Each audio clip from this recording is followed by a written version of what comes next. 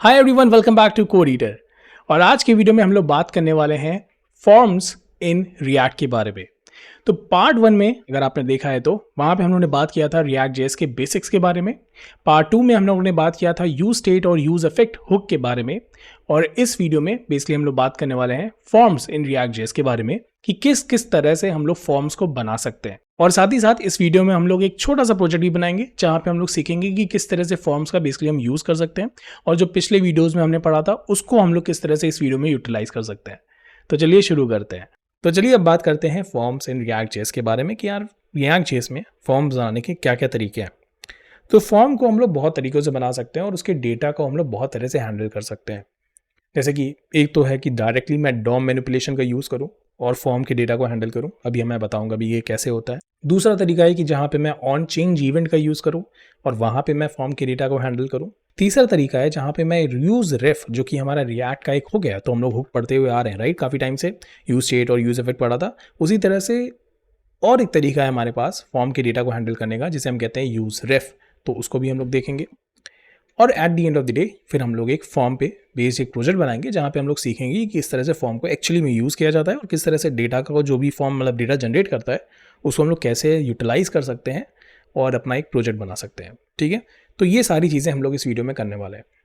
Now definitely कुछ लोगों के मन में होगा यार ये तीन तीन तरीके क्यों पढ़ने हैं, एक तरीके से क्या काम नहीं बन सकता। बिल्कुल बन सकता है, सही बात है। आप इसमें से कोई भी तरीका चूज कर सकते हो एज अ बिगनर, कोई दिक्कत की बात नहीं है। आपको मन कर रहा है ये चूज करने का, आप ये चूज कर लेना, ये मन कर रहा है ये कर लेना, ये मन कर रहा है ये भी कर लेना, कोई भी इसमें दिक्कत की बात नहीं है। बट मैं ये तीन तरीके इसलिए बता रहा हूँ क्योंकि ये आप काफ़ी जगहों पे यूज़ होते हुए देखोगे। तो मैं चाहता हूँ कि आपको पता रहे कि यार ये कब यूज़ करना है कब नहीं यूज़ करना है, बस इसलिए। बट अगेन अगर आपको लग रहा है कि नहीं यार मुझे इतने ताम झाम में नहीं फंसना है, मुझे जो अच्छा लगेगा इसमें से मैं वही यूज़ करूँगा, ठीक है, एज अ बिगनर आप कर सकते हो विदाउट एनी डाउट, कोई इशू की बात नहीं है। क्योंकि मैं चाहता हूँ कि अभी आप प्रोजेक्ट बेस पे ज़्यादा ध्यान दो इंस्टेड कि यार मतलब फॉर्म के बीच में फंसे रह गए। तो आप जो भी इसमें से तरीका आपको पसंद आया उसको यूज़ करना, उससे एक प्रोजेक्ट बनाना, उससे कंफर्टेबल होना, that's the whole idea right. तो चलो एक एक करके इन सब के बारे में बात करते हैं। पहले बात करते हैं डॉम मैनिपुलेशन की, फिर बात करेंगे कि डॉम मैनिपुलेशन में प्रॉब्लम क्या है, फिर उसमें ऑन चेंज इवेंट का क्या काम आता है, ऑन चेंज इवेंट में क्या इशू है, यूज रेफ का क्या काम आता है। इस तरह से हम लोग इस वीडियो को प्रोसीड करेंगे। तो चलो शुरू करते हैं। अभी के लिए आप देखोगे स्क्रीन पे मैंने एक सिंपल सी फाइल बनाई हुई है जो कि है हमारा ऐप कंपोनेंट। उस ऐप कंपोनेंट में मैंने यहाँ पे log in component basically as a child component यहाँ पे एक तरह से कह सकते हैं कॉल किया हुआ है, यूज़ किया हुआ है। ठीक है, और ये है मेरा login dot JSX. Again do not get confuse कि यार ये सब क्या लिख दिया है, बहुत ही सिंपल सा कोड है। यहाँ पे सिंपली एचटीएमएल सीएसएस का यूज है। यहाँ पे अगर आप ध्यान से देखोगे तो बस एक डिव है, ओके। और इस डिव के अंदर कुछ चीजें हैं, जैसे कि यहाँ पे आप देखोगे एक फॉर्म बना हुआ है। ठीक है, ये आपका एक पूरा फॉर्म है और इस फॉर्म में आप देखोगे तो हमारे पास कुछ चीजें हैं। Let me run this code ताकि आपको ये चीज ज्यादा अच्छे से समझ में आए। तो मैं करता हूँ cd client npm run dev, okay. So this is how our form looks. Do not worry about the CSS. I know CSS does not look that good, but ठीक है, हमें अभी React JS पे पढ़ना है तो उसका कोई मतलब नहीं पड़ता है। तो आप देखो कि ये हमारा एक फॉर्म है और इस फॉर्म में हमारे पास एक यूजर नेम है और एक पासवर्ड है। और आप जनरली यही देखते हो जब भी किसी वेबसाइट पे जाते हो तो आपके पास यूजर नेम का ऑप्शन होता है और आपके पास पासवर्ड का ऑप्शन होता है राइट। तो आप यहाँ पे अपना यूजर नेम डालते हो, अपना पासवर्ड डालते हो और आप उसके थ्रू क्या कर पाते हो, आप एक्सेस कर पाते हो जो भी लॉगिन पेज है। Application will start working. अगर मेरा यूजर नेम सही है, मेरा पासवर्ड सही है, तो मेरी एप्लीकेशन रन करना स्टार्ट कर देती है। तो ये तो भाई बहुत सारी चीजें इसमें होती हैं, बट अभी हम लोग उसके बारे में बात नहीं करेंगे। Now the idea behind of this, like the idea behind this forms is कि अब हम लोग अगर रिएक्ट जेएस में फॉर्म्स को यूज करना चाहते हैं तो हम कैसे करेंगे। तो यहाँ पे आप देखोगे जैसे कि मैंने कहा यहाँ पे एक फॉर्म बना हुआ है। इस फॉर्म में आप देखोगे कुछ इनपुट टैग है। इनपुट टैग का क्या मतलब है, जो ये आप देख रहे हो ये जहाँ पे मैं इनपुट्स दे सकता हूँ, तो हमारा ये इनपुट टैग है।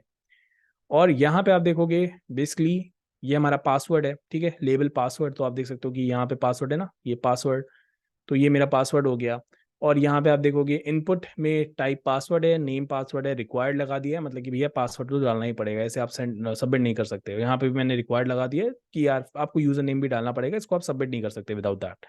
फिर मैंने यहाँ पे एक बटन लगाया हुआ है ताकि जब मैं इस बटन के थ्रू मतलब कोई भी करूँ राइट, यहाँ पे अभी मैं बताऊंगा क्या करना है। तो मेरा जो भी मैं चीज़ चाहता हूँ, मतलब जैसे ही मैं ये बटन क्लिक करूँ तो ये फॉर्म के साथ क्या होना चाहिए वो मैं इस बटन के थ्रू पूरी तरह से कंट्रोल कर सकता हूँ। तो लेट्स से मुझे यूजर के डेटा को स्टोर कराना है। ठीक है, तो मैं यहाँ पे क्या कर सकता हूँ, अब क्योंकि मुझे यूजर के डेटा को स्टोर कराना है और लेट्स से मुझे यूजर के डेटा को बाद में यूज भी करना है, तो बेटर ऑप्शन वुड बी कि मैं यहाँ पे क्या करूँ, यहाँ पे मैं यूज़ करूँ यूज़ स्टेट का। ओके, मैं यहाँ पे यूज़ स्टेट का यूज़ करूँ और यहाँ पे मैं फिर क्या करूँ, दो बेसिकली यूज़ स्टेट बना लेता हूँ। एक जो कि मेरे यूज़र नेम को सेव सेव करेगा, ठीक है, मैं कह देता हूँ सेट यूज़र और आप इसको इनिशियली जो चाहे वो रख सकते हो, ठीक है। अब मैं एम्प्टी रखूँगा डेफिनिटली क्योंकि कोई अभी यूज़र है नहीं मेरे पास। कॉन्स्ट और यहाँ पे ले लेता हूँ उसे पास और यहाँ पे मैं कर दूंगा set pass, that is our password. तो पहले मैंने क्या किया, मैंने इन दोनों को बना लिया। अब मैं क्या करूंगा, अब मुझे ये मेक श्योर करना है कि जो भी मैं इस इनपुट टैग के थ्रू राइट यूजर नेम और पासवर्ड डालूं वो यहाँ पे आ सके, राइट, मतलब मेरे इस पास वेरिएबल में और इस यूजर वेरिएबल में सेव हो सके। तो क्या किया जाए इसके लिए, इसके लिए मैं क्या कर सकता हूं, मैं एक फंक्शन बना सकता हूं और इस फंक्शन का नाम रख देते हैं लेट्स से हैंडल फॉर्म, ठीक है। और यहाँ पे मैं सिंपली यूजर का जो भी डेटा होगा वो मैं सिंपली यहाँ पे डाल दूंगा। अच्छा, अब इस इनपुट में यूजर, क्योंकि इनपुट में कोई भी डेटा डालेगा और मुझे वो इनपुट का ही डेटा चाहिए, तो मुझे यहाँ पे जरूरत पड़ेगी E dot target dot value की। तो आप देखो कि मैंने यहाँ पे ई लिखा हुआ है। ओके, अभी आप समझोगे कि मैंने ऐसा क्यों किया है। और मैं यहाँ पे करूंगा console dot log E dot target dot value और जो भी अब मेरे पास डेटा आएगा, मतलब जो भी मैं इनपुट टैग में डेटा मेंशन करूंगा, राइट, यहाँ पे मैं जो भी अब डेटा मेंशन करूंगा वो मैं चाहूंगा कि यहाँ पे ई डॉट टारगेट वैल्यू में वो डेटा आ जाए। तो ये तो एक तरीका है जिसके थ्रू मैं डेटा फेच कर पाऊंगा। मेरे पास एक और तरीका भी है और वो तरीका हो सकता है आप लोगों ने देखा भी हो, तो मैं आपको वो भी तरीका दिखाता हूँ। और वो तरीका क्या है कि मैं यहाँ पे डायरेक्टली ले लेता हूँ यूजर नेम और मैं करूंगा डॉक्यूमेंट डॉट क्वेरी सेलेक्टर और मैं इस डॉक्यूमेंट डॉट क्वेरी सेलेक्टर से इस इनपुट का जो डेटा है उसको मैं मंगा लूँ। अब ये मैं कैसे करूँगा, लेट्स से मैं यहाँ पे इसकी एक आईडी मेंशन कर देता हूँ, इसका मैं नाम रख देता हूँ यूज़र, ठीक है। और इसकी मैं एक आईडी मेंशन कर देता हूँ, again this is from the HTML part और इसको हम कहेंगे पास, चलो ठीक है। मैं करूँगा यहाँ पे user dot value, okay this one, और उसी तरह से मैं लिखूंगा पासवर्ड और मैं यहाँ पे फेच कर सकता हूँ डॉक्यूमेंट डॉट क्वेरी सेलेक्टर और यहाँ पे मैं ले लूंगा pass dot value. Now this is from JavaScript. तो मैंने क्या किया, मैंने सिंपली यहाँ पे एक आईडी बना दी। ये आईडी बेसिकली क्या कर रही है, अगर जिनको आईडी नहीं पता है, वो इनपुट टैग को एक तरह से कह सकते हो एक यूनिक आइडेंटिटी दे रही है, ठीक है। तो मैंने जैसे इस इनपुट टैग को एक यूनिक आइडेंटिटी दी जिसका मैंने नाम रखा यूजर और मैंने क्या किया, इस यूजर में जो भी डेटा है, मतलब इस इनपुट टैग में जो भी डेटा है, मैंने इसके थ्रू उसको एक्सेस कर लिया। ठीक उसी तरह से मैंने इसको भी एक्सेस कर लिया। अब अगर मैं इसको यहाँ पे लेट से कंसोल करा, लेट से आपको पहले कंसोल करा के दिखाता हूँ। Console dot log user name और यहाँ पे दूसरी चीज होगी पासवर्ड, ठीक है। और अब मुझे इस हैंडल फॉर्म को सीधी सी बात है कॉल कराना होगा, और कब कॉल कराना होगा, जब मैं इस फॉर्म को सबमिट करूं। तो इसके लिए मैं यहाँ पे एक इवेंट का यूज करूंगा और उस इवेंट का नाम है ऑन सबमिट, जो कि मेक श्योर करेगा कि जैसे ही मैं सबमिट करता हूँ फॉर्म को, राइट, मेरा ये फंक्शन कॉल हो जाए, कौन सा, हैंडल सबमिट। तो यहाँ पे मैं क्या करूंगा, लिखूंगा हैंडल, एक मिनट में नाम के दिया था हैंडल फॉर्म, तो मैं यहाँ पे लूंगा हैंडल और मैं इसे लिख दूंगा यहाँ पे इस तरह से सेव। अब जब मैं इस बटन पे क्लिक करूंगा, किस बटन पे, अरे यार ये क्या हो रहा है, ओके, जैसे ही मैं इस बटन पे क्लिक करूंगा, क्योंकि ये मेरा सबमिट टाइप का बटन है, वैसे ही मेरा ये हैंडल फॉर्म फंक्शन कॉल हो जाएगा और यहाँ पे आप देखोगे कंसोल में यूजर नेम और पासवर्ड हमें दिखने लगेगा। तो अगर मैं वापस से चलता हूँ, मैं यहाँ पे कंट्रोल प्लस शिफ्ट प्लस जे करता हूँ। Do not worry about this warring for now, अभी इसको आप वो इग्नोर कर सकते हो। और मैं यहाँ पे कुछ यूजर नेम लेता हूँ, जैसे यहाँ पे पहले से मेरे पास है चितिच, मैंने यहाँ पे कुछ पासवर्ड डाला और मैं करता हूँ लॉग इन। एंड ये क्या हुआ, डिड यू सी दैट, मतलब मैंने यहाँ पे यूजर नेम पासवर्ड डाला, मैंने यहाँ पे लॉग इन किया और मेरा पूरा का पूरा डेटा गायब हो गया। ऐसा क्यों हुआ, एक बार फिर से ट्राई करते हैं, शायद मैंने कोई मिस्टेक कर दी है। Let's try for this one more time. My name, मैंने पासवर्ड 123 डाला, मैंने लॉग इन किया and again and did you see that कि जैसे ही मैं लॉग इन बटन पे क्लिक करता हूं, यहाँ पे हमारा कुछ पेज रिफ्रेश हो रहा है, राइट? एक बार आप थोड़ा फिर से ध्यान से देखना, मैंने फिर से यहाँ पे लिया कुछ 1 2 3 एंड ध्यान से देखना, यहाँ पेज मेरा रिफ्रेश हो जाएगा, log in, and did you see that बहुत तेजी से मेरा पेज जो था रीलोड हो गया। और क्योंकि मेरा पेज रीलोड हो गया, इसलिए मेरे पास जो भी डेटा आया भी होगा वो, क्योंकि भाई रिएक्ट जेएस में तो सारा खेम स्टेट का है, मेरा पेज ही रीलोड हो गया तो सारा स्टेट से मेरा डेटा चला गया। अब ऐसा हो क्यों रहा है? ऐसा इसलिए हो रहा है क्योंकि ऑटोमेटिकली जो फॉर्म्स होते हैं जो हमें यहाँ पे मिलते हैं, ऑटोमेटिकली जब भी मैं फॉर्म पे सबमिट वाले बटन पे क्लिक करता हूं तो मेरा फॉर्म क्या करता है, वो सोचता है कि उसको किसी सर्वर के साथ बातचीत करनी है, तो वो तुरंत से एक रिक्वेस्ट भेजता है सर्वर को। अब ये सारी चीजें क्या है ना, ये सब सर्वर साइड से आ रहा है, मतलब कि फॉर्म में ही एक आप मेथड लगाते हो, पोस्ट मेथड लगाते हो, और फिर आप जो भी डेटा है सर्वर की तरफ भेजते हो ताकि सर्वर उसको जो चाहे करना चाहे, डेटाबेस में से स्टोर करना चाहे, वैलिडेट करना चाहे, ये सारी चीजें करता है, जनरली ऐसा होता है। बट अभी तो हम लोग कोई सर्वर यूज नहीं कर रहे हैं।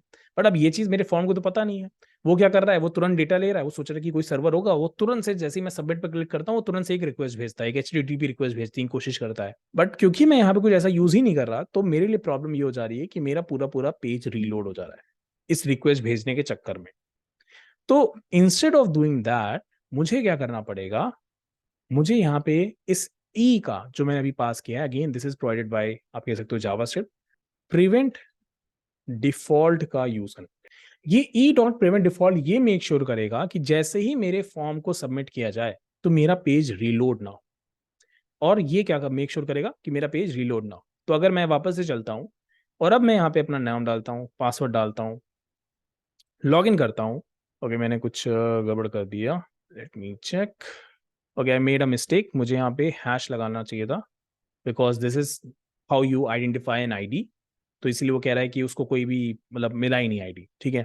Let's try this once more, मैं यहाँ पे इसको रिफ्रेश करूंगा, यहाँ पे Kshitij 1 2 3 log in, and here it is.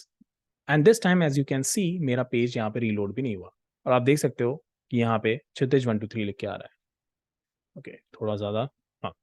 अब अगर मैं यहाँ पे कुछ और लिखता, let's say for example car, for example just example, log in car 1 2 3, right? तो जो भी मैं इस इनपुट टैग में लिख रहा हूं, मैं इस मेथड के through, document dot query selector के थ्रू, मैं उस वैल्यू को उस इनपुट टैग से फेच कर रहा हूं और फिर यहाँ पे उसको डिस्प्ले करा पा रहा हूँ। बट डेफिनेटली हम कंसोल तो नहीं कराना चाहेंगे, हम क्या करना चाहेंगे, हम तो चाहेंगे कि यार ये यूजर को सेट कर दे, तो सेट यूजर, और इसमें मैं कर दूंगा यूजर नेम। ठीक उसी तरह से मैं चाहूंगा सेट पास, और जो भी मेरे को पासवर्ड आया है मैं उसको यहाँ पे इस तरह से सेट कर दूंगा। इससे फायदा क्या है, अब मुझे अगर इसे यूज करना है अपनी एप्लीकेशन में तो मैं यूज कर सकता हूँ। जैसे कि फॉर एग्जांपल मैं इसको यहाँ पे ऐसे यूज कर लेता हूँ, फॉर एग्जांपल यूजर नेम, और यहाँ पे क्या एरर आ रहा है, okay sorry for that, user, right, user, और यहाँ पे मैं अभी के लिए लिख देता हूँ फॉर एग्जांपल पास। सेव किया, वापस से चलते हैं, रिफ्रेश, लेट्स से मैं यहाँ पे डालता हूँ क्षितिज 1 2 3। ओके, यहाँ पे आई थिंक डेटा डिस्प्ले हो रहा है, इफ यू कैन सी, वो सीरीज की वजह से थोड़ा दिख नहीं रहा है, बट यू कैन सी क्षितिज 1 2 3 यहाँ पे लिख के आ रहा है, right? So how this is possible, this is possible because of this user and pass. तो मैंने यूज स्टेट के थ्रू क्या कर लिया, उस डेटा को ग्रैब कर लिया, मतलब ग्रैब एज इन की अब मैं यूज स्टेट का यूज कर रहा हूँ तो मैं इस डेटा का यूज कर सकता हूँ। अगर मुझे ऐसे अपने कंपोनेंट में भेजना है, चाइल्ड कंपोनेंट में भेजना है, कहीं भी भेजना है, अपने डेटाबेस में भेजना है, मतलब कहीं पे भी भेजना है, अब मैं यूज स्टेट का यहाँ पे यूज कर रहा हूँ तो मैं ये चीज कर सकता हूँ। Let's go through this once more, ठीक है? हो सकता है कि अभी कुछ लोगों को ना समझ में हो, तो just go through this, I will go through this once more. Simply देखो मैंने क्या किया, हम लोगों ने यूज स्टेट पढ़ा हुआ है, मेरे पास यूज स्टेट है, एक तरह से आप कह लो यूज स्टेट मेरा डेटाबेस है, ठीक? मेरे पास एक डेटाबेस रखा हुआ है, मुझे इस डेटाबेस में डेटा को स्टोर कराना है। अगर मुझे डेटाबेस में डेटा को स्टोर कराना है तो सीधी सी बात है, मुझे सबसे पहले तो यार डेटा चाहिए ना। तो डेटा मेरे पास कहाँ से आएगा? डेटा मेरे पास इस इनपुट टैग से आएगा। अब इस इनपुट टैग से अगर मेरे पास डेटा आ रहा है तो मुझे पहले इस इनपुट टैग को पॉइंट आउट करना पड़ेगा कि यार मुझे ये वाला इनपुट टैग चाहिए, मुझे ये वाला इनपुट टैग चाहिए। क्यों? क्योंकि यार इतने सारे इनपुट टैग हैं यहाँ पे, मैं कैसे आइडेंटिफाई करूंगी ये कौन सा इनपुट टैग है, ये कौन सा इनपुट टैग है? एक ही जैसा तो दिख रहे हैं दोनों, देखो ना, ये एक जैसे की तरह डुप्लीकेट लग रहे हैं ये लोग। तो मुझे इनको एक नाम देना पड़ेगा। तो मैंने क्या किया, मैंने सिंपली इनको आईडी के थ्रू एक नाम दिया। मैंने कहा यार ये वाला जो इनपुट टैग है ना, इसका नाम होगा यूजर। आप कुछ भी नाम दो, आप चाहे तो नाम दे दो इसका नाम ब्रिजेश दे दो, आप आपकी मर्जी है ये, बट मैंने इसको यूजर दिया भैया, थोड़ा आइडेंटिफायर रहे ना, पता रहे कि ये इनपुट टैग यूजर के लिए था। फिर यहाँ पे मैंने दूसरे इनपुट टैग को आइडेंटिफाई किया, मैंने कहा इसका नाम मैं पास रखूंगा, पहले मैंने नाम दे दिया इन दोनों को। ठीक है, अब ये सब जावास्क्रिप्ट से ही आ रहा है, again go back to the basics, आपको जावास्क्रिप्ट पढ़ना पड़ेगा इसीलिए। तो ये मैंने यहाँ पे आईडी पास दे दिया। अब मेरे पास इनपुट टैग्स के नाम पता चल गए, पहले वाले का नाम मुझे पता चल गया कि इसका नाम क्या है ना, इसका नाम है यूजर, और दूसरे वाले इनपुट टैग का नाम है पास। चलो मुझे ये पता चल गया, पर क्या नाम पता होने से सब हो जाएगा? नहीं भाई, अब इन नाम पता होने से क्या होगा, मुझे बुलाना पड़ेगा ना, मैं कहूंगा ये यूजर इधर आओ भाई, ए पास इधर आओ, मुझे जरा डेटा दो जो तुम्हारे पास रखा हुआ है। तो भाई उसके लिए मैंने क्या किया, मैंने बहुत अच्छा सा जुगाड़ लगाया। मैंने क्या किया, मैंने कहा document dot query selector user. मैंने कहा एक तरह से मैंने इसको आइडेंटिफाई किया। मैंने आइडेंटिफाई कैसे किया, मैंने कहा document dot query selector user, again this is from JavaScript. तो जावास्क्रिप्ट के थ्रू, इस जावास्क्रिप्ट के सिंटेक्स के थ्रू मैंने इस इनपुट टैग को आइडेंटिफाई कर लिया। ठीक, अब इसको सिर्फ आइडेंटिफाई करने से तो काम नहीं बनेगा। मैंने भाई इसको आइडेंटिफाई तो कर लिया, बस इसको आइडेंटिफाई करने से सिर्फ काम नहीं बनेगा, मुझे इसके अंदर की वैल्यू भी तो चाहिए भाई, इसके अंदर क्या लिखा है ये भी तो मुझे बताओ। तो वो मैंने डॉट वैल्यू के थ्रू पता कर लिया, और सिंपली फिर मैंने यहाँ पे इसको सेट करा दिया। अभी इसको एक और चीज से आपको दिखा देता हूँ, जैसे यहाँ पे अगर मैं लिखता हूँ कंसोल डॉट लॉग, अगर मान लो मैं यहाँ पे वैल्यू ना लिखता, चलो ठीक है, मैं डायरेक्टली यहाँ पे यूजर नेम को इस तरह से कंसोल कराता, तो क्या होता? अब देखो यहाँ पे क्योंकि मैंने क्या किया हुआ है document dot query selector user, तो अभी मैंने सिर्फ और सिर्फ इनपुट टैग को यहाँ पे आइडेंटिफाई करके पकड़ा है, अभी मैंने इससे वैल्यू नहीं ली है। अभी दिखाता हूँ, ये मैं चलता हूँ ब्राउजर पे, इसको मैं रिफ्रेश करता हूँ, मैं यहाँ पे नाम लेता हूँ, लेट्स से क्षितिज, यहाँ पे मैं पासवर्ड देता हूँ 123। ध्यान से देखना, मैंने किया लॉग इन। ओके, यहाँ पे क्या इशू आ गया? ओके, मैंने कुछ ऑब्जेक्ट ऑब्जेक्ट यहाँ पे क्या करा दिया है, कुछ करा दिया क्या यहाँ पे? ओके, इसको हटा दो अभी के लेवल, तो एक बार फिर से करते हैं। मैंने यहाँ पे डाला क्षितिज 123 लॉग इन, ठीक है। अब ध्यान से देखो क्या हुआ, मैंने जैसे ही चला क्षितिज 123, और आप देखो मेरे पास क्या आ रहा है, इनपुट टैग आ रहा है, input tech type text name user name required ID user. तो ध्यान से देखो, ये वही चीज तो है जो यहाँ पे लिखी हुई है, input type text name user name required type ID user. तो मैंने क्या कहा, मैंने इसके थ्रू इसको आइडेंटिफाई कर लिया है कि मेरे पास, मुझे ना इस इनपुट टैग से मतलब है, जो कि आप देख सकते हो, मैं जैसे इस पे हॉवर कर रहा हूँ या इसको सेलेक्ट कर रहा हूँ, आप देखोगे यहाँ पे हाईलाइट भी हो रहा है। ठीक इसी तरह से अगर मैं इसको करता, यहाँ से भी मैं वैल्यू हटा देता हूँ क्योंकि ये भी मुझे वैल्यू से मतलब नहीं, आप क्योंकि मैं ये दिखाना चाहता हूँ। यहाँ पे मैंने क्या, कॉपी पेस्ट, और यहाँ पे मैंने क्या, पासवर्ड। अब अगर मैं वापस से चलता हूँ, रिफ्रेश करता हूँ, लेट्स से फिर से यहाँ पे डाला 123, ध्यान से देखना, मैं अब दोनों के इनपुट टैग को आइडेंटिफाई कर रहा हूँ, ID user ID pass, but अभी मुझे वैल्यू नहीं मिली है, मुझे वैल्यू चाहिए। तो मैं क्या करूंगा, मैं सिंपली यहाँ पे लिखूंगा डॉट वैल्यू, और इसी तरह से मैं लिखूंगा डॉट वैल्यू। तो ये वैल्यू फेच करके देगा, अभी तक मुझे ये फेच करके वैल्यू नहीं दे रहा है, ये मुझे पूरा पूरा इनपुट टैग दे रहा है, ये मुझे वैल्यू चाहिए इसके अंदर की। तो मैंने वहां पे डॉट वैल्यू लिखा, अब मैं लॉग इन करूंगा, देखो क्षितिज 123 दिया इसने, क्योंकि इसने इसको आइडेंटिफाई कर लिया है। इसको सिर्फ उसकी वैल्यू चाहिए थी जो कि है क्षितिज 123। मैं चेंज करूंगा वैल्यू, मैं यहाँ पे कुछ और वैल्यू लिख देता हूँ, you I for example log in, तो देखो इसने यू आई पकड़ लिया, क्योंकि इनपुट टैग इसको पता चल गया, इसको घर पता चल चुका है, इसको बस घर के अंदर रहने वाले के बारे में जानना है, तो वो मैंने डॉट वैल्यू के थ्रू कर लिया है। This is what I have done simply. अब मेरे पास जैसे ही ये वैल्यूज आ गई पासवर्ड के अंदर, यूजर नेम के अंदर, मैंने उसको सिंपली सेट करा लिया। अब ये तो हम लोगों ने यूज स्टेट में पढ़ा हुआ है कि भाई मैं डेटा को सेट तो करा ही सकता हूँ ना, तो मैंने इसको यूजर और पास में सेट करा लिया है, मैं इसका यूज कर पाऊंगा अगर मुझे कहीं पे यूज करना है तो। And that's it, this is what we have done here till now. Okay, तो हम लोगों ने अभी तक ये सारी चीजें पढ़ ली कि रिएक्ट जेएस में किस तरह से फॉर्म्स बनाते हैं, ठीक है, और हम लोगों ने ये भी देखा कि किस तरह से हम लोगों ने कल फॉर्म्स को हैंडल किया। बट आज हम लोग जो पढ़ने वाले हैं वो भी फॉर्म्स, उसके थ्रू भी हम लोग फॉर्म्स बना सकते हैं। आज हम लोग उस मेथड के बारे में बेसिकली बात करने वाले हैं। अगर बात करें इस मेथड की जो अभी हम लोगों ने पढ़ा था, राइट, इसमें प्रॉब्लम क्या है? इसमें प्रॉब्लम ये है कि यहाँ पे अगर आप देखोगे कि मैं यहाँ पे कर रहा हूँ document dot query selector user dot value, ठीक उसी तरह से मैं कर रहा हूँ पासवर्ड के लिए कि document dot query selector dot value. तो बेसिकली ये जो सिंटेक्स मैंने लिखा है ना, ये एक अच्छा सिंटेक्स नहीं है, बेसिकली रिएक्ट जेएस के लिए एक अच्छी चीज नहीं है। क्योंकि जब मैं ये चीज कर रहा हूं तो मैं बेसिकली डायरेक्ट डॉम मैनिपुलेशन कर रहा हूँ। अब जिनको डॉम मैनिपुलेशन के बारे में नहीं पता है, मैं बता दूं, ये चीज़ मैंने जावास्क्रिप्ट के अपने कोर्स में, जो कि यूट्यूब पे अवेलेबल है, वहां पे मैंने बहुत ही डेप्थ में बताया हुआ है कि डॉम क्या होता है। बट अभी के लिए आप ये समझ लो कि रिएक्ट जेएस के लिए ये एक अच्छी चीज़ नहीं है, क्योंकि हम लोग डायरेक्टली डॉम को मैनिपुलेट कर रहे हैं। ठीक है, तो हम लोग क्या करेंगे, इस मेथड को नहीं फॉलो करेंगे जनरली। ठीक है, अगर आप स्टार्ट कर रहे हो तो आप इसको कर सकते हो, because this is a very familiar, I will say syntax. अगर आपने जावास्क्रिप्ट अभी भी पढ़ी है तो आपको ये काफी कंफर्टेबल लगेगा शुरू में, और ये ठीक है, शुरू शुरू में ये सब चलता है, कोई दिक्कत की बात नहीं है। बट हमें इससे थोड़ा बेटर अप्रोच अब अपनाना होगा, because this one is directly affecting the DOM, और डॉम को डायरेक्ट मैनिपुलेट करना रिएक्ट जेएस को अच्छा नहीं लगता है। तो अब हम क्या करेंगे, तो अब हम बेसिकली, मैंने यहाँ साइड में अगर आप देखोगे, मैंने कुछ txt फाइल्स बनाई हैं। तो बेसिकली ये मैंने अपने रेफरेंस के लिए बनाई हुई है, ताकि मैं आपके साथ कोड्स शेयर कर सकूं। तो डू नॉट वरी कि इससे कोई भी लेना देना नहीं है हमारे सोर्स फोल्डर का या फिर हमारे जेएसएक्स फाइल का। तो do not get confuse with that. तो यहाँ पे बेसिकली मैंने टेम्पलेट्स रखे हुए हैं, ताकि मैं डायरेक्टली कॉपी पेस्ट कर सकूं, और ताकि आप लोगों को जल्दी से बता सकूं। तो मैं अभी इस कोड को हटा रहा हूँ, और ये कोड आपको अवेलेबल रहेगा यहाँ पे log in, basically log in. Okay, मैंने ये कोड यहाँ पे अवेलेबल नहीं कराया, तो मैं यहाँ पे पहले इस कोड को पेस्ट कर देता हूँ, ताकि जब आपके साथ गिटहब शेयर करूँ तो you can directly copy it from there.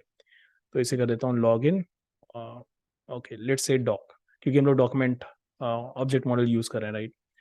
तो मैं इसको, ये वाला कोड जो है, इसको पहले मैं यहाँ पे पेस्ट कर देता हूँ फॉर योर रेफरेंस, ताकि आप इसको बाद में रेफर कर सको। और मैं वापस से ये टेम्पलेट पेस्ट कर देता हूँ जो हम लोग ने एकदम शुरू शुरू में रखा था। सो आप देखोगे वापस से मैंने वो जो हमारा इनिशियल टेम्पलेट था लॉगिन वाला, वही टेम्पलेट मैंने फिर से कर दिया है। यहाँ पे आप देखोगे कोई फॉर्म वॉर्म अभी यूज नहीं हो रहा है, ठीक है। और आपको मैं ब्राउजर पे भी दिखा देता हूँ। तो दिस इज वेरी सिंपल, जो अभी हम लोगों ने इनिशियली किया था अभी इससे पहले, वही चीज यहाँ पे हम लोगों ने फिर से कर दी है। अब हम लोग एक दूसरा मेथड देखेंगे, जिसके थ्रू हम लोग यहाँ पे वैल्यू सेट करा सकते हैं, मतलब वैल्यू फॉर्म के थ्रू हम लोग कंट्रोल कर सकते हैं। तो वो दूसरा दूसरा मेथड भी यहाँ पे इन्वॉल्व करेगा यूज स्टेट का। तो मैं यहाँ पे अगेन यूज स्टेट बनाऊंगा। तो लेट्स से मैं यूजर बनाता हूँ। ओके, मैं क्या कर रहा हूँ, मुझे यहाँ पे करना चाहिए यूजर सेट यूजर और यूज स्टेट। ठीक है, मैं अपने माइक को थोड़ा सा साइड कर देता हूँ, मुझे कीबोर्ड देखने में दिक्कत हो रही है। ठीक है, तो ये हमारा यूजर हो गया। एंड अगेन हम यहाँ पे, जैसे कि हम लोगों ने पिछली बार किया था, हम यहाँ पे पासवर्ड बनाएंगे, और मैं करूँगा सेट पास, और मैं अगेन यहाँ पे करूँगा यूज स्टेट, और यहाँ पे अगेन इनिशियली इसको मैं कर दूंगा एम्प्टी, मतलब यहाँ पे कुछ भी नहीं होगा। चलो ठीक है, अब मैं क्या करूँगा, अब मैं बेसिकली यहाँ पे दो फंक्शंस बनाऊंगा। लेट से एक फंक्शन का नाम रख देता हूँ हैंडल यूजर, ठीक है, और एक दूसरा फंक्शन बनाऊंगा, लेट से हैंडल पासवर्ड। और इसमें अगेन मैं इवेंट यूज करने वाला हूँ, ठीक है। ई कल हम लोग ने यूज किया था, आप चाहे ई लिखो चाहे इवेंट लिखो, दोनों चीज वही है। और अब मैं क्या करूंगा, यहाँ पे सेट यूजर में मैं लिखूंगा event dot target dot value. In the same way मैं यहाँ पे भी इसे कॉपी कर लेता हूँ, और यहाँ पे पेस्ट करूंगा, और यहाँ पे इंस्टेड ऑफ यूजर मैं यहाँ पे पास करूंगा, ठीक है। I know you must be thinking कि ये क्या है, बेसिकली कुछ समझ में नहीं आया। डोंट वरी, अभी आपको ये समझ में आ जाएगा। अब अगर इसे यहाँ पे कंसोल भी करा लेता हूँ, ताकि आपको ये चीज़ मैं दिखा भी सकूंगा, राइट, कंसोल डॉट लॉग, और यहाँ पे मैंने किया E dot target dot value, और ठीक इसी तरह से मैं, ओके मैंने ई लिख दिया है, थोड़ा सिंटेक्स में, बेसिकली मैं इवेंट मैंने यहाँ पे लिया तो मैं इवेंट ही लूंगा। अगर यहाँ पे ई लेता तो ई लेता मैं यहाँ पे भी, और मैं इसको भी यहाँ से कॉपी कर लेता हूँ और यहाँ पे पेस्ट कर देता हूँ। चलो, अब बेसिकली मुझे क्या करना है, मुझे ये मेक श्योर करना है कि जो भी चीज मैं इस इनपुट टैग में लिखूं, राइट, जो भी चीज मैं इनपुट टैग में लिखूं, जैसे ही मैं कुछ लिखूं, मेरा ये फंक्शन और ये फंक्शन ट्रिगर हो जाए। अब इसके लिए मैं क्या करूंगा, हम लोगों ने वैसे देखा था, अगर आप लोगों को याद हो, यूज इफेक्ट, जब हम लोग पढ़ने, यूज इफेक्ट नहीं, जब हम लोग चाइल्ड से पेरेंट की तरफ डेटा भेज रहे थे, तो वहां पे हम लोग ने ऑन चेंज इवेंट के बारे में बात की थी, राइट। तो मैं यहाँ पे ऑन चेंज इवेंट का यूज करूंगा, और मैं यहाँ पे लिख दूंगा हैंडल यूजर। मतलब कि जैसे ही इस इनपुट टैग में कोई भी चेंजेस होंगे, हमारा हैंडल यूजर फंक्शन कॉल होगा, और E dot event dot target dot value में हमारी वैल्यू होगी।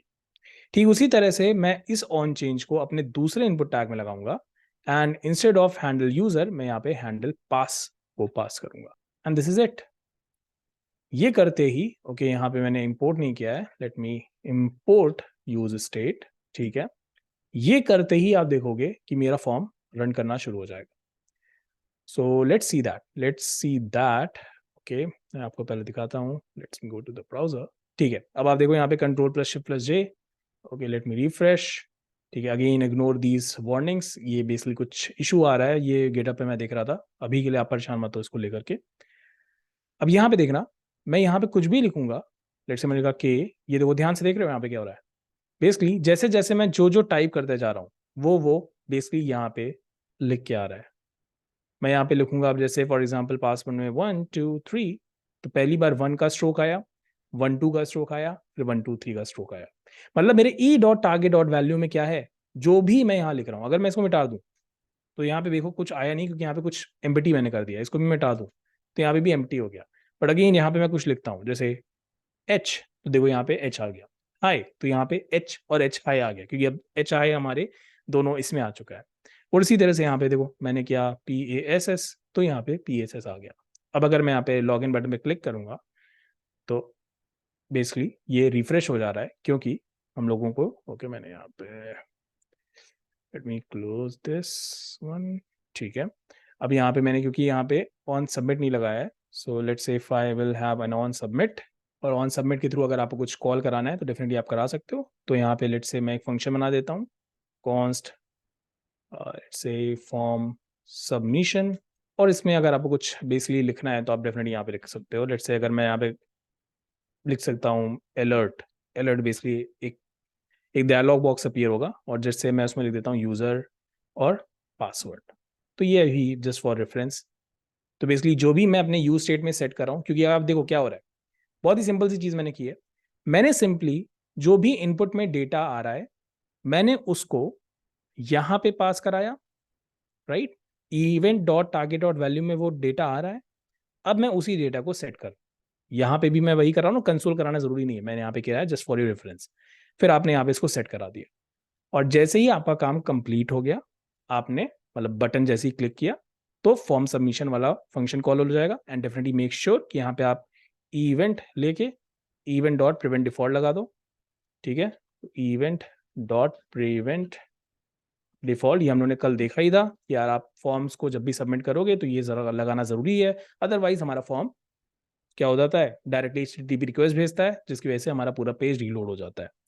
So now if I will go back, let me again refresh, let me right something. Okay, और यहाँ पे 1 2 3 लॉग इन एंड ओके, यहाँ पे पासवर्ड मेरा क्यों नहीं आया, बेसिकली 1 2 3 मैंने तो लिखा था। लेट मी चेक, यहाँ पे देखो ब्लैंक आ रहा है, नो इश्यूज, कोई बात नहीं। लेट्स चेक कि ऐसा क्यों हुआ। Set pass alert, let me just do a console log of pass, check करते हैं इशू कहाँ आ रहा है। ओके, यहाँ पे पासवर्ड पता नहीं क्यों नहीं आ रहा, यहाँ पे जबकि आ रहा है। लेट मी शो यू, मैं यहाँ पे लॉगिन करता हूँ तो देखो यहाँ पे आ रहा है, फिर पता नहीं क्यों नहीं आ रहा है। Okay okay, that's not actually an issue for now. अभी के लिए हम इसको इतना मतलब प्रायोरिटी देने की जरूरत वैसे भी नहीं है। So what I can do is, अभी के लिए चलो हटा ही देते हैं। बस द इंपॉर्टेंट थिंग इज, अगर आप यहाँ पे कंसोल कराओगे so you will be seeing user and pass. So if I will again go back log in, so आप देख सकते हो क्षितिज 1 2 3 यहाँ पे आ रहा है। अब इस डेटा को हमें जो करना है हम डेफिनेटली उसका वो यूज कर सकते हैं। ठीक है, and this is it, this is how we actually deal with forms. अब ये मेथड जो हम लोगों ने यहाँ पे यूज़ किया है, राइट, ये बहुत ही बढ़िया मेथड है, नो डाउट इन दैट, क्योंकि आप देखोगे यहाँ पे हम डॉम मैनिपुलेशन भी डायरेक्ट नहीं कर रहे हैं, और हमें हमारा जो इनपुट है यूज़र से आराम से मिल जा रहा है, फिर उसको हम लोग आराम से सेट भी कर पा रहे हैं। ये तो हो ही गया। दूसरी इसकी एडवांटेज ये है कि यहाँ पे हम क्या कर सकते हैं, हम लोग डायरेक्ट इनपुट वैलिडेशन कर सकते हैं। मतलब क्या है इसका, जैसे अगर मैं यहाँ पे जैसे लिखता हूँ कंसोल डॉट लॉग, और यहाँ पे मैं करता हूँ event dot target dot value paste. अब जैसे ये मेरा फॉर्म है, अगर मैं यहाँ पे कंट्रोल प्लस शिफ्ट प्लस जे कर रहा हूँ, ओके, इग्नोर दीज वार्निंग्स। अब यहाँ पे अगर आप ध्यान से देखोगे तो मैं अगर यहाँ कुछ भी इनपुट लिखता हूँ तो आप देखो वो वहाँ पे बेसिकली शो हो रहा है, राइट। मैंने के लिखा तो के आया, के एस लिखा तो के एस आया, एच लिखूंगा तो एच आया। तो मैं हर एक इनपुट को आराम से वैलिडेट कर सकता हूँ, चेक कर सकता हूँ। जैसे फॉर एग्जांपल आपने देखा हो कई सारी वेबसाइट्स होती हैं, जैसे ही आप वहाँ पे अपना डेट ऑफ बर्थ डालते हो तुरंत से वो आपको बता देती हैं कि आपकी एज क्या है, राइट। या फिर आपने देखा होगा कि हम लोग ईमेल कहीं कहीं पे टाइप करते हैं, तो जैसे ही हम लोग ईमेल में छोड़ते हैं, जैसे मैंने यहाँ पे जैसे फॉर एग्जांपल ऐसे किया, मैं लिख रहा हूँ अपना ईमेल आईडी, फॉर एग्जांपल मैंने लिखा यार KS और फिर मैंने ऐसे छोड़ दिया, तो वो तुरंत से बता देता है कि यार ये जो तुमने लिखा है ना ये गलत है, ये इनपुट फॉर्मेट गलत है, ऐसा ईमेल नहीं होता है। एक जब भी ईमेल आप लिखते हो तो उसमें @ ऑफ होता है, फिर उस @ के बाद कुछ होता है, और फिर उस @ के बाद अगर आपने जैसे यहाँ पे मैं लिखा है @ ऑफ Gmail, अगर इसके बाद मैंने डॉट लगा के छोड़ दिया तो अगेन मेरे पास एक एरर आएगा कि यार देखो तुमने कॉम नहीं लगाया या फिर तुमने जो इसका एंडिंग है वो नहीं किया। तो यहाँ पे हम क्या कर पा रहे हैं, हम लोग डायरेक्टली बेसिकली वैलिडेट कर पा रहे हैं, चेक कर पा रहे हैं यूज़र का इनपुट, और ये चीज़ें बढ़िया रहती हैं, नो डाउट इन दैट। अब ये डिपेंड करता है कि आप किस तरह की एप्लीकेशन बना रहे हो और आपको इस तरह की फैसिलिटी चाहिए कि नहीं चाहिए। जैसे बहुत सी एप्लीकेशन में आप देखोगे होती है, कुछ में नहीं भी होती है, ओके। बट अब इस चीज़ का एक ड्रॉबैक भी होता है। अब ड्रॉबैक क्या है, यहाँ पे अगर आप देखो जो अभी हम लोग बेसिकली कर रहे हैं, बेसिकली ड्रॉबैक इसका नहीं है, ड्रॉबैक है कि हम लोग यहाँ पे जब यूज स्टेट यूज़ कर रहे हैं, राइट, तो बेसिकली हम क्या कर रहे हैं, जैसे जैसे यूज़र टाइप करता जा रहा है हम हर बार यहाँ पे उसको सेट करा रहे हैं। और हम लोगों ने अपने यूज स्टेट वाले वीडियो में पढ़ा था, राइट, कि जब जब हम वैल्यू को सेट कराएंगे, मतलब कि जब जब हम वैल्यू को यूज स्टेट का यूज़ करके सेट कराएंगे तो क्या होता है, हमारा कंपोनेंट री रेंडर होता है। मतलब कि मैं जितनी बार भी यहाँ पे वैल्यू टाइप कर रहा हूँ उतनी बार मेरा कंपोनेंट री रेंडर कर रहा है। तो अगर मैं यहाँ पे लेट से फॉर एग्जांपल करता हूँ console.log रेंडर, ठीक है, तो देखना क्या होगा, सेव किया मैंने, इसको रिफ्रेश करते हैं। अब ध्यान से देखना, मैं जितनी बार भी लिखूंगा वहाँ पे रेंडर लिख के आएगा, के रेंडर। अब 2 बार इसलिए लिख के आ रहा है क्योंकि मैंने वहाँ से आपको पिछले वीडियो में शायद बताया भी था, राइट, कि वहाँ पे रिएक्ट का स्ट्रिक्ट मोड अभी एक्टिवेटेड है, अगर मैं हटा दूंगा तो 2 बार नहीं लिख के आएगा। बट अभी के लिए देखो 2 ही आ रहा है तो कोई बात नहीं है, अभी कोई परेशान मत होना उसको लेकर के। जैसे मैंने लिखा एस तो आप देखोगे फिर रेंडर रेंडर लिख के आ रहा है, एच रेंडर रेंडर, टी, मतलब मैं जितनी बार भी लिख रहा हूँ हर बार रेंडरिंग हो रही है मेरे कंपोनेंट की। अब देखो ये चीज़ क्या है कि एक तरह से मेरी रिएक्ट को ना एक्स्ट्रा एफर्ट करना पड़ रहा है, मतलब एक्स्ट्रा बार, हर बार जितनी बार भी मैं टाइप कर रहा हूँ उतनी बार मेरी रिएक्ट जेएस को इस कंपोनेंट को री रेंडर करना पड़ रहा है, जो कि आई थिंक रिएक्ट के लिए इतनी अच्छी बात नहीं है। मतलब उसको हम एक्स्ट्रा मेहनत करवा रहे हैं, राइट। तो ये एक्स्ट्रा मेहनत आपको करानी है कि नहीं करानी, इसका देखो कोई ऐसा डिसएडवांटेज नहीं है एक्स्ट्रा मेहनत कराना, ठीक है। अगर आपको लग रहा है कि यार मैंने जो एप्लीकेशन बना रहा हूँ वहाँ पे मुझे चाहिए वैलिडेशन, मुझे चेक करना है हर बार एक यूज़र जो इनपुट कर रहा है उसको एक एक चीज़ को मुझे चेक करना है, ठीक है, आप ये कर सकते हो विदाउट एनी प्रॉब्लम। आपको लगता है कि आपकी एप्लीकेशन को अगर इसकी नीड है तो आप बिल्कुल यूज़ करो। बट इसका डाउन साइड भी मैंने आपको बता दिया है कि इसका डाउन साइड क्या है, कि हर बार आपका कंपोनेंट री रेंडर होगा, तो जिसकी वजह से आपकी रिएक्ट की जो परफॉर्मेंस है वो सीधी सी बात है, क्योंकि हर बार रिएक्ट कंपोनेंट री रेंडर हो रहा है तो इफेक्ट करेगी, ठीक है। अब इससे पहले वाला जो वीडियो हम लोगों ने देखा था डॉम मैनिपुलेशन वाला, इफ यू रिमेंबर, वहाँ पे हम ऐसा नहीं कर रहे थे। वहाँ पे हम क्या कर रहे थे, हम लोग डायरेक्टली यूज़र से इनपुट लेते थे और फिर जब वो यूज़र उस इनपुट को इनपुट कर देता था, मैं आपको दिखाता हूँ, मैंने यहाँ पे रखा हुआ है ताकि बाद में आपको रेफरेंस के लिए दिखा सकूँ। यहाँ पे आप देखो, यहाँ पे मैं यूज़र से पहले इनपुट पूरा ले लेता हूँ और उसके बाद मैं फॉर्म के साथ खिलवाड़ करता हूँ, राइट। जब यूज़र पूरी तरह से इनपुट डाल देता है, वो फिर बटन पे क्लिक करता है, तब जा करके मैं वैल्यू को सेट कर रहा हूँ, है ना। तो इससे क्या फ़ायदा है, इसमें ये फ़ायदा है कि यार मैं हर बार यूज़र का जो इनपुट है मैं उसको वैलिडेट नहीं कर रहा हूँ। मैं जब उससे पूरी तरह से इनपुट ले लूँगा और जब यूज़र पूरी तरह से हैंडल फॉर्म सबमिट कर देगा, मतलब जब इस फंक्शन को कॉल करा लेगा, तब मैं चाहे तो यहाँ पे वैलिडेशन या फिर कुछ भी करा सकता हूँ, ठीक है। तब मैं यूज़र नेम और पासवर्ड पे वैलिडेशन चेक कर सकता हूँ, ठीक। बट इसमें मैं हर एक इनपुट पे वैलिडेशन चेक कर सकता हूँ। अब इसमें फ़ायदा क्या है, इसमें क्या यार क्योंकि फ़ायदा ये है, डेफिनेटली यहाँ पे डॉम मैनिपुलेशन है, बट अगर हम डॉम मैनिपुलेशन वाली पार्ट को हटाएं तो इसमें फ़ायदा ये है कि यार मैं बार बार री रेंडरिंग नहीं कराऊंगा, मैं रेंडर सिर्फ एक बार कराऊंगा, कब, जब मैं इस फॉर्म को सबमिट करूंगा। जब मैं इस फॉर्म को सबमिट करूंगा तो मेरा सेट यूज़र कॉल हो जाएगा, सेट पास कॉल हो जाएगा, तब मैं रेंडरिंग कराऊंगा, no doubt in that. But वो एक ही बार तो होगा, एक ही बार तो फॉर्म सबमिट होगा, तो ठीक है।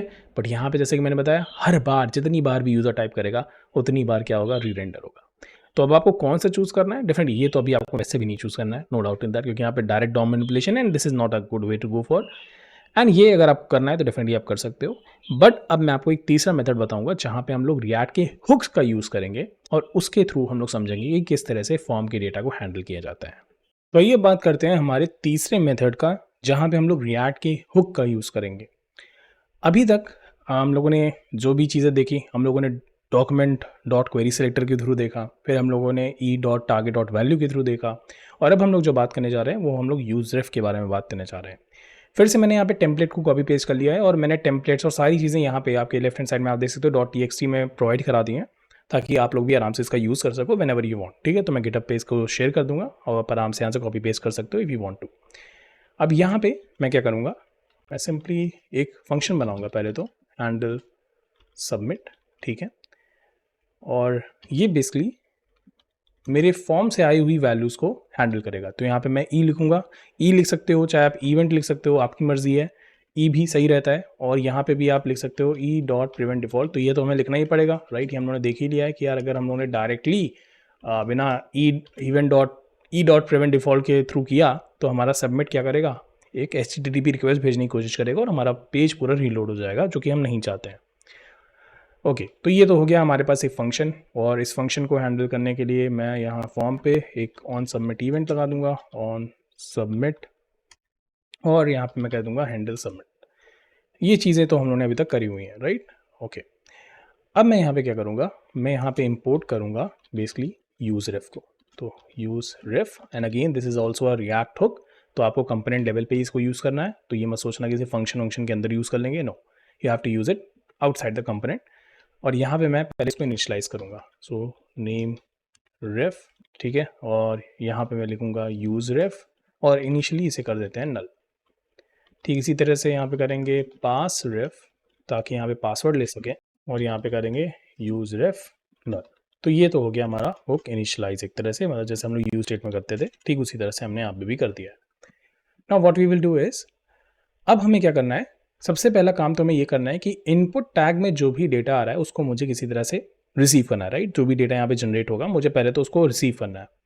तो इसके लिए मुझे क्या करना पड़ेगा, तो इफ़ यू रिमेंबर, अभी हम लोगों ने इसके पहले वाले वीडियो में, मतलब जब डॉम मैनिपुलेशन पढ़े थे, वहाँ पे मैंने आईडी का यूज़ किया था, right, in order to detect a particular input tag. ठीक है, पहले भाई इनपुट टैग भी तो पता होना चाहिए ना, कौन से इनपुट टैग को टारगेट कर रहे हैं, इस वाले को कर रहे हैं कि इस वाले को कर रहे हैं।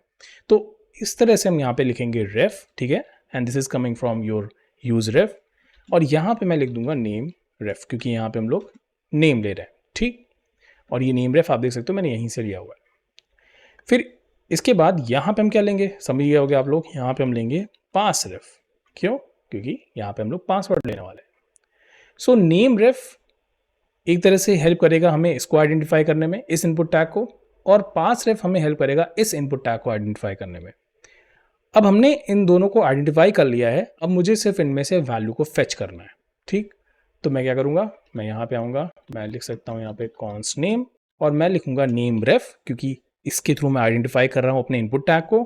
फिर लिखूँगा करेंट डॉट वैल्यू, और इसी तरह से मैं यहाँ पे लिखूँगा पासवर्ड, चाहे तो पास लिख दो, पासवर्ड लिख दो, और मैं यहाँ पे लिखूँगा pass ref dot current dot value, and that's it. मेरे पास वैल्यूज आ चुकी हैं, मैं आपको दिखाता हूँ, console dot log name and pass. इसको एक रन करते हैं, इसको मैं रिफ्रेश करूँगा, okay, and ignore these warnings. यहाँ पे मैं जैसे यहाँ पे क्षितिज ले लेता हूँ और यहाँ पासवर्ड डाल देता हूँ 1 2 3, मैं करूँगा log in and you can see the result. तो क्षितिज 1 2 3, यहाँ पे अगर मैं कुछ और लेता हूँ, लेट्स से पैरेट, और यहाँ पे किया log in and you can C parrot 1 2 3। तो आप देख सकते हो कि मैंने नेम रेफ और पास रेफ के थ्रू इन सारी वैल्यूज़ को यहाँ से आराम से फेच कर लिया है।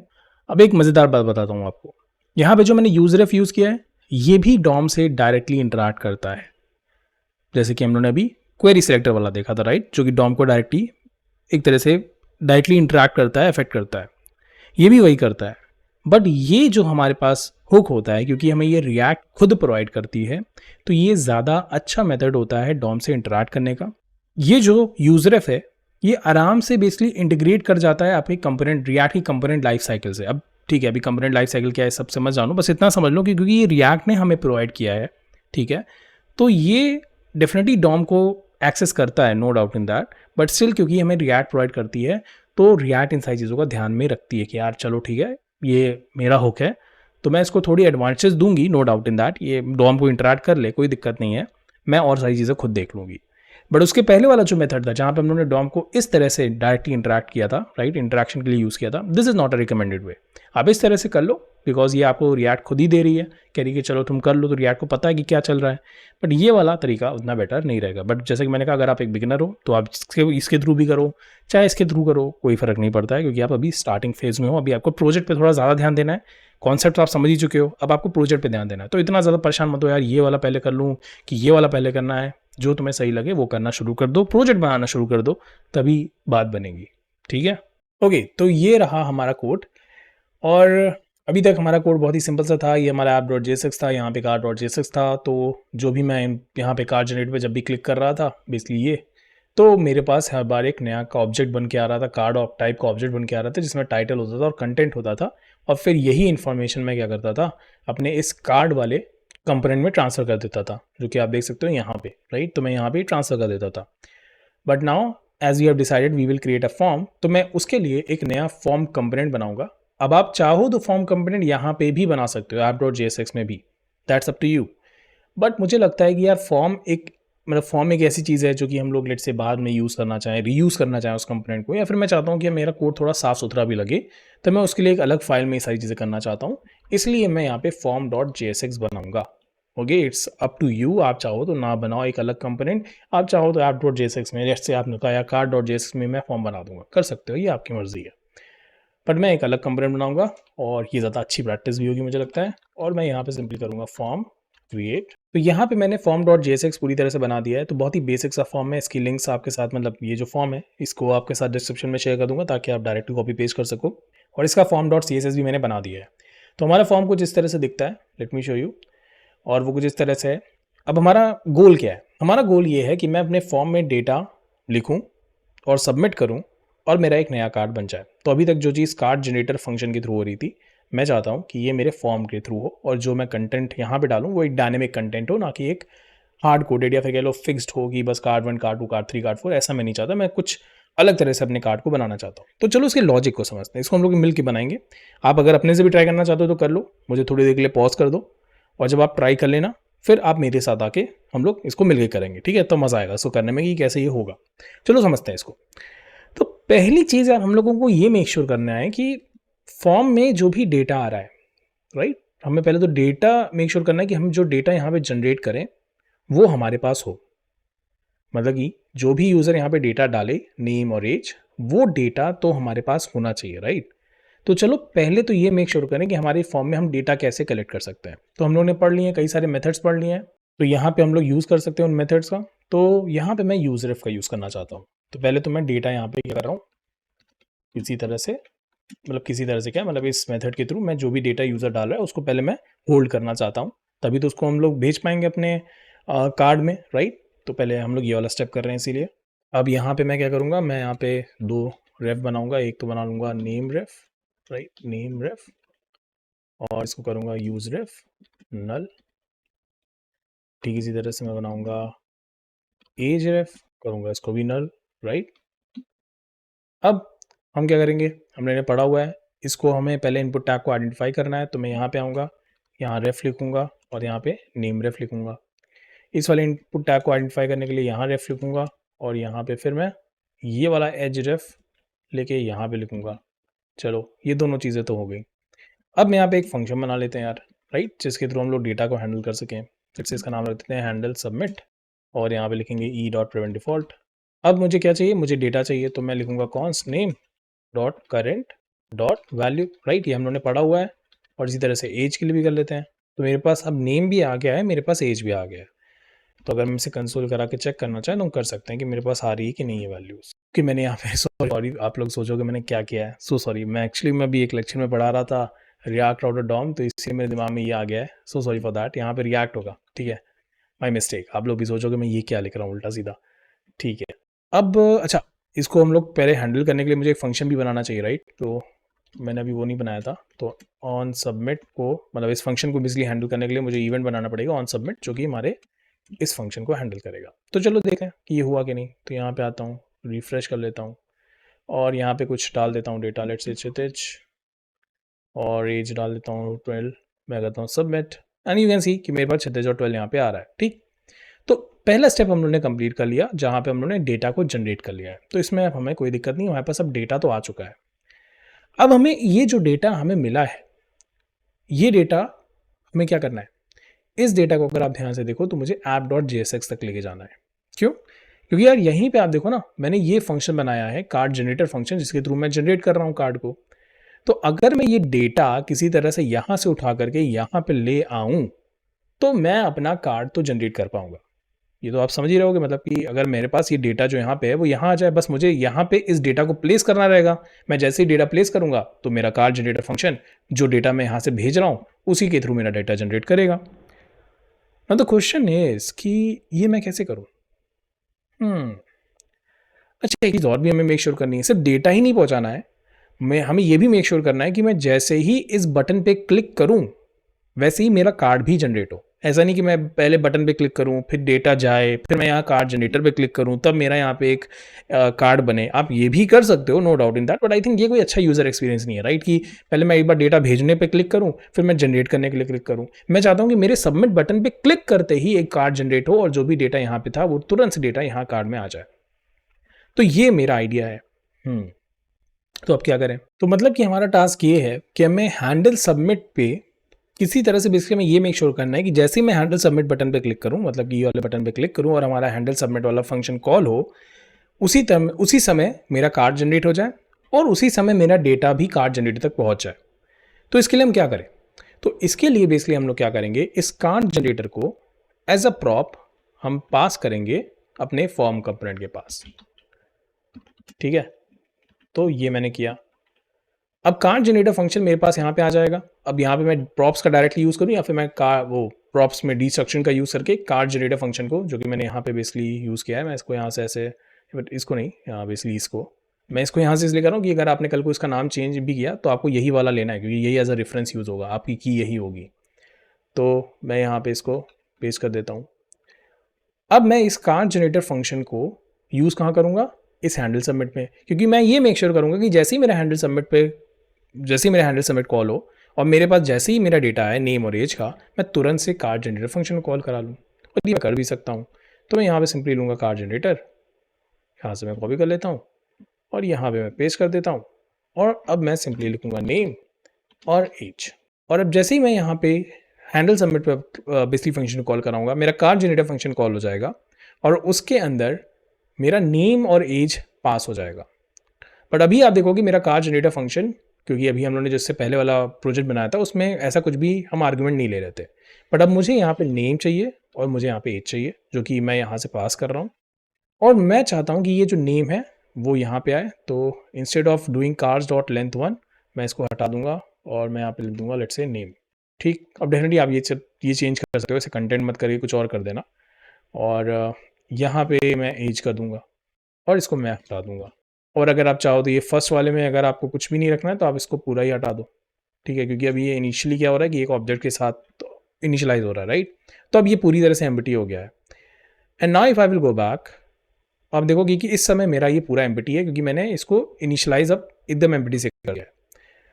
और अब मुझे इस कार्ड जनरेटर फंक्शन का भी काम नहीं है, तो अगर मैं चाहूँ तो मैं इसको यहाँ से अभी के लिए कमेंट आउट कर देता हूँ और अब मेरे पास मेरा सिर्फ फॉर्म बचा हुआ है। अब मैं यहाँ पे कुछ डेटा लिखता हूँ, जैसे यहाँ पे लिखता हूँ क्षितिज 12 submit, and if you will see जैसे ही मैंने सबमिट किया मेरा एक कार्ड जनरेट हो गया। इसी तरह से मैं कुछ और लिख सकता हूँ, जैसे कि मैंने अब लिखा राका। ओके, जैसे पुरानी मूवीज आती थी जिसमें इस तरह के नाम होते थे, इसकी एज है मान लो राका की 40, मैंने क्या सबमिट एंड वी हैव राका हेयर। तो अब आप देखोगे मैंने क्या किया, मैंने फॉर्म को लिंक कर दिया अपने कार्ड जनरेटर फंक्शन के साथ और अब मैं फॉर्म में जो भी डिटेल डाल रहा हूँ उसके बेसिस पे मैं एक नया कार्ड जनरेट कर पा रहा हूँ। This is cool, right? I like this particular project, मुझे बड़ा प्यारा लगता है कि it's like out of nowhere we are actually generating card और उस जनरेटेड कार्ड में हमारा डेटा है। अब जस्ट सोचो इसको हम लोग किस तरह से यूज़ कर सकते हैं। इसको हम लोग एज अ रियल लाइफ भी यूज़ कर सकते हैं। अब इसको हम कैसे यूज़ करेंगे, हम लोग क्या कर सकते हैं, अपना एक खुद का प्रोजेक्ट बनाए जिसमें हम कर सकते हैं as a to do list, या फिर आप कह सकते हो कि जैसे आपने देखा ना टू डू लिस्ट होती हैं, टू डू लिस्ट हो गया, या फिर आपकी kind of a diary kind of हो गया, या फिर आपका ये जो होता है ना क्या बोलते हैं स्टिकी नोट्स। तो आप क्या कर सकते हो, इस प्रोजेक्ट को और थोड़ा बेहतर करके CSS के साथ आप इसको लॉन्च कर सकते हो। आपको कुछ नहीं करना है, अब आपके पास React.js का कोड है, आपको सिर्फ एक सर्वर बनाना है। ठीक है, सर्वर बनाने पे भी हम लोग अभी वीडियो बनाएंगे, डोंट वरी अबाउट इट। और सिंपली आपको फिर उसको होस्ट कर देना है and now you will have your own sticky note. और एटलीस्ट चलो ठीक है, मैं कहता हूँ और लोगों के लिए तो नहीं, आपके पास आपका खुद का स्टिकी नोट है, राइट? अब आप यहाँ पे कुछ भी लिखो और जनरेट कर दो। अब डेफिनेटली यहाँ पे मैंने नेम और एज लिया है, बट आप कुछ भी ले सकते हो। आप अपने लिए यहाँ पे टास्क ले लो और यहाँ पे डेट ले लो और कहो यार यहाँ पे टास्क है मेरा आज का, फॉर एग्जाम्पल सॉलिडिटी। ठीक है, तो मैं सॉलिडी पढ़ना चाहता हूँ, या चलो सॉलिडी नहीं पढ़ना चाहता, सी पढ़ना चाहता हूँ। और मैं ये कब पढ़ना चाहता हूँ, मैं पढ़ना चाहता हूँ लेट्स से 12th को। अब ठीक है, तो मैं थोड़ा फॉर्मेट चेंज करना पड़ेगा, मैं फिर से कहूँगा। मैं यहाँ पे सबमिट करूँगा and you can C and 12th यहाँ पे लिख के आ गया। थोड़ा ये कार्ड छोटा सा बना है क्योंकि हमने यहाँ पे इनपुट थोड़ा छोटा सा किया हुआ है। आप ये एडजस्ट कर सकते हो using the CSS part, but या this is cool right. And with this, we have completed this particular project as well. And I will share the link of this particular project with you. And don't worry, we will do more projects. अभी तो हम लोगों ने basic projects किए हैं और इनसे हम लोग ने काफ़ी कुछ सीखा भी है, राइट। अब ये वाला भी प्रोजेक्ट मैं आपके साथ गिटहब पे शेयर कर दूंगा, आप वहाँ से इसको यूज़ कर सकते हो। मिलते हैं हम लोग नेक्स्ट वीडियो में, जहाँ पे हम लोग और भी चीज़ों के बारे में बात करेंगे। सो आई होप आपने इस वीडियो को एंजॉय किया होगा और आपने काफ़ी कुछ सीखा भी होगा। अब नेक्स्ट वीडियो में मिलेंगे, जहाँ पे हम लोग बेसिकली बात करेंगे single page application in React JS के बारे में, और वीडियो बहुत ही जल्दी आने वाला है, तो बस थोड़ा सा वेट कर लो। तो चलो मिलते हैं नेक्स्ट वीडियो में। Till then take care, bye bye. Like subscribe कर देना, बार बार कहना अच्छा नहीं लगता है, कर दो। अब तो अपने लोग आप लोग कर दिया करो लाइक सब्सक्राइब, और कमेंट भी कर देना, ठीक है। चलो बाय बाय।